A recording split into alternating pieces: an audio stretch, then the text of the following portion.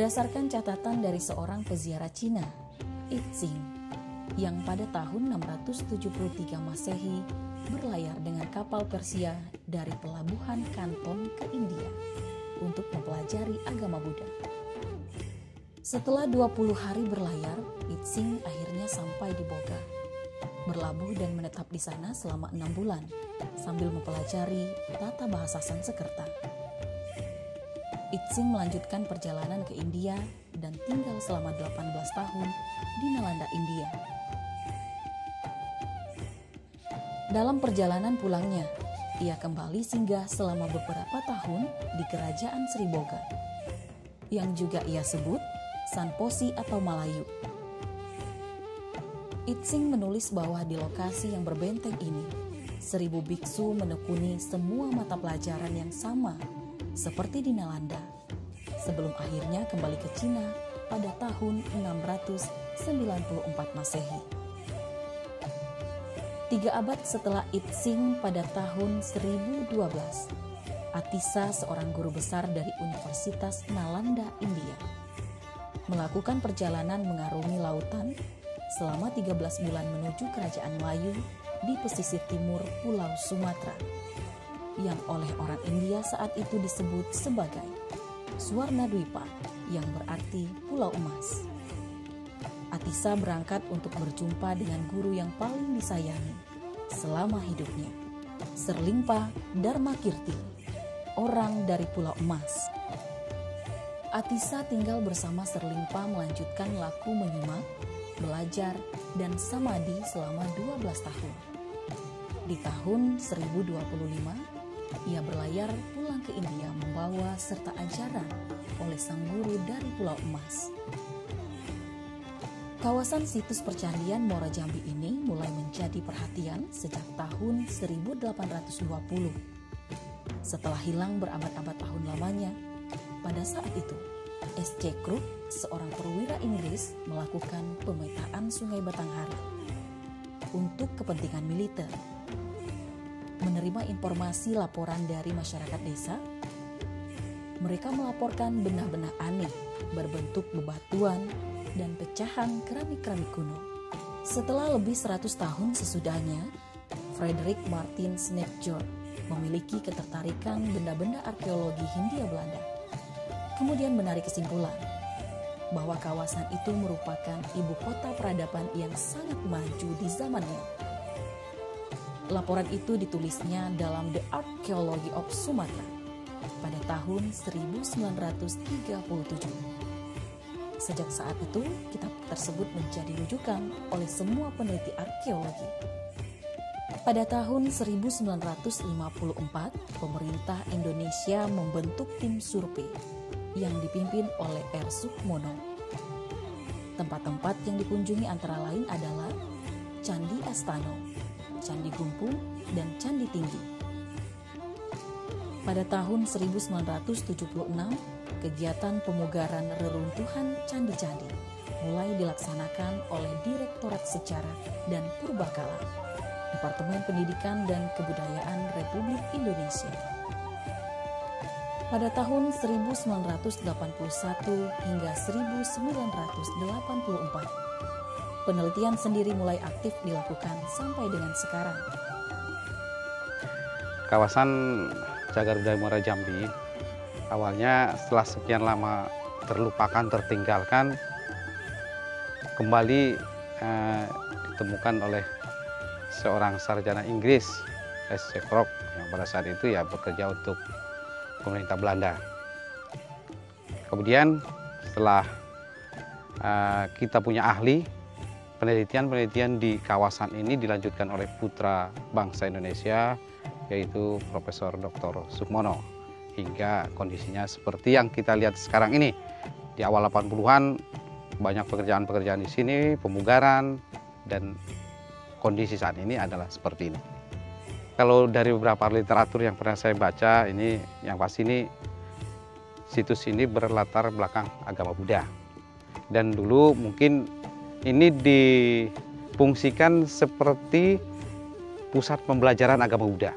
Jadi mungkin bisa disetarakan dengan pesantren lah kalau sekarang ini untuk umat Muslim.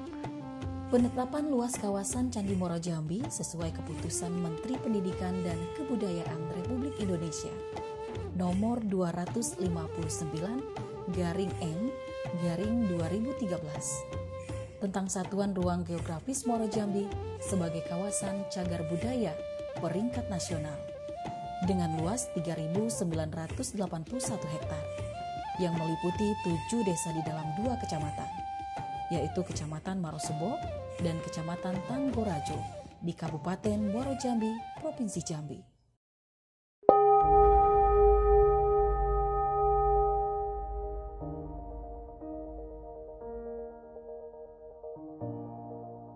Kawasan Percandian Muaro Jambi memiliki nilai universal luar biasa, seperti terlihat dari temuan tinggalan budaya dan lingkungan yang masih utuh dan terjaga oleh masyarakat lokal. Mengamati arsitektur candi-candi di Muaro Jambi umumnya terlihat lebih sederhana, namun tersimpan pengetahuan yang sangat rumit dari sisi rancang bangunannya. Bahan yang digunakan pun lebih mengutamakan bata. Unsur bata hanya digunakan untuk hal-hal tertentu yang bersifat khusus saja.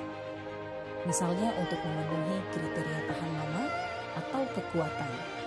Candi-candi itu umumnya memiliki pagar keliling berbentuk segi empat, sebuah gapura utama atau main gate dari sebuah bangunan induk, dan beberapa bangunan perwara atau leader buildings yang salah satunya selalu ditempatkan tepat di muka bangunan induk. Hasil rekonstruksi yang dilakukan terhadap bangunan-bangunan perwara tampaknya menggunakan konsep pendatar, yaitu bangunan kayu dengan 2 buah tiang atau lebih tanpa dinding yang menyangga atau berbentuk segi empat. Asumsi ini didukung oleh temuan terakota pada reruntuhan sejumlah bangunan perwara. Selain data bangunan candi dan runtuhan bata, terdapat sejumlah benda temuan baik temuan lepas yang berada di permukaan tanah maupun yang masih berada di bawah permukaan tanah.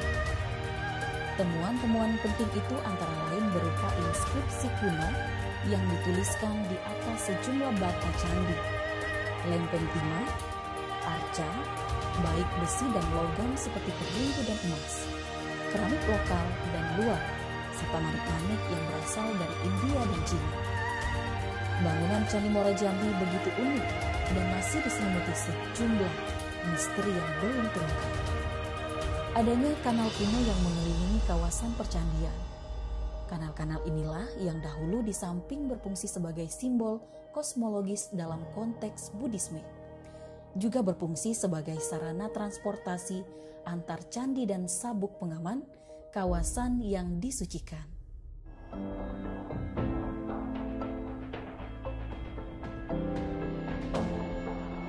Balai Pelestarian Cagar Budaya Jambi di bawah Kementerian Pendidikan dan Kebudayaan Republik Indonesia terus berupaya melestarikan.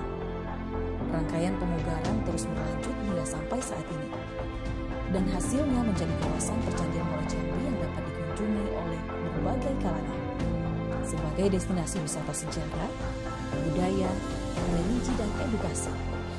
Gerakan pelestarian warisan budaya dan warisan bumi yang terus dikampanyekan saat ini merupakan bentuk kepedulian dan kesadaran yang makin baik dari berbagai kelompok masyarakat maupun pemerintah dalam merumuskan pengelolaan dan pelestarian warisan budaya dan warisan alam.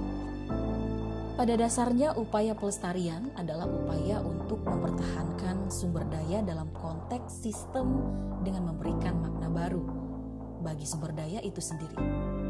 Jika tidak ada pemaknaan baru, hakikat pelestarian itu sendiri sulit atau kadang tidak akan tercapai. Kita berusaha memunculkan ikatan emosi antara masyarakat sekarang dengan tinggalan budaya masa lalu. Karena tinggalan budaya masa lalu itu juga merupakan warisan atau tinggalan dari para leluhurnya yang dulu. Ini bukan tinggalan dari orang asing ini. Masyarakat di sini tuh waktu itu pinter. Sudah punya teknologi yang seperti ini, bangun kayak gini. Makanya itulah yang nanti bisa mengangkat jati diri bagi masyarakat di sini. Ya memang ini kita di BPCB Jambi punya tagline ini untuk kawasan Cagar Budaya Muara Jambi, ya kota para leluhur atau city of the ancestor. Mudah-mudahan ini juga sedikit majang berpengaruh terhadap pariwisata. Oh, ini orang akan penasaran apa sih, seperti apa sih.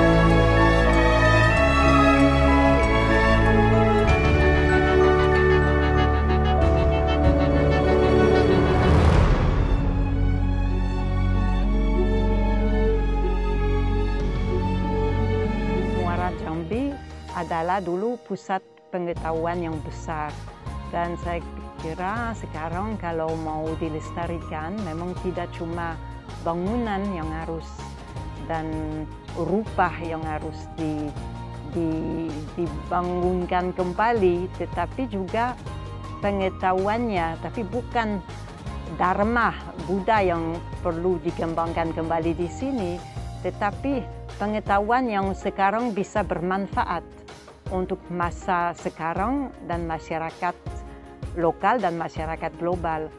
Karena dulu kebetulan itu agama Buddha, tetapi pasti ada ilmu-ilmu lain yang diajarkan di Muara Jambi. Ini harus kita tingkatkan, kita harus sama-sama, tidak hanya kami dari BPCB, tapi pemerintah provinsi, kabupaten, masyarakat harus sama-sama, sehingga kawasan Cagar Budaya Muara Jambi bisa ditetapkan sebagai warisan budaya dunia, yang tentu gaungnya akan mendunia internasional, sekaligus akan meningkatkan promosi wisata yang mengundang semakin banyak wisatawan datang ke sini.